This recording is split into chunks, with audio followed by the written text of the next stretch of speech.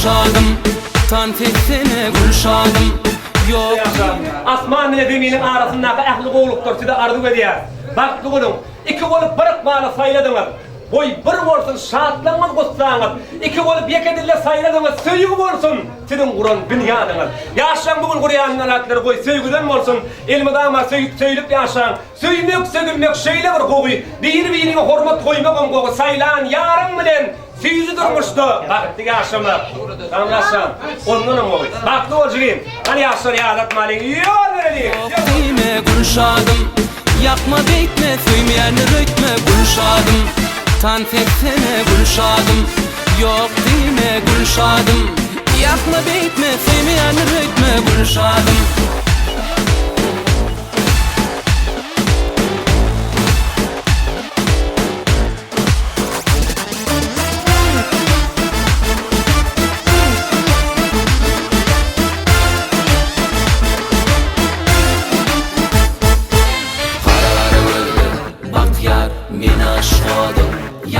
Akça dişlen yallardar, vah koşanarım öllürdar. Kara kara gözlerim bak yar, men aşkada yak yar. Akça dişlen yallardar, vah koşanarım öllürdar. Gülşadım, tanfetsene Gülşadım.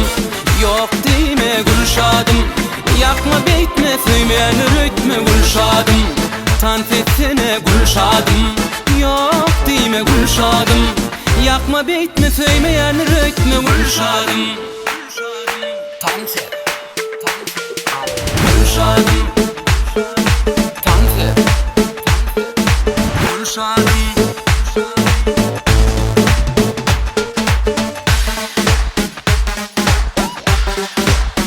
Ondan indeki bir arzum soğuluğuma yorumda özme yoracağım. Hiçine dahil. Bağdan Tanrı yaptasın. Eden hizmetine Tanrı yaptasın. Soğuluğun toyunam kine deyip durvar.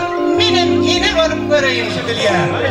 Besir tağlan qarrani, besir bağlan qarrani. Vah qarrasa bil qarrani. Sen qarrama enecan. Gülşadım, tanfetsene Gülşadım.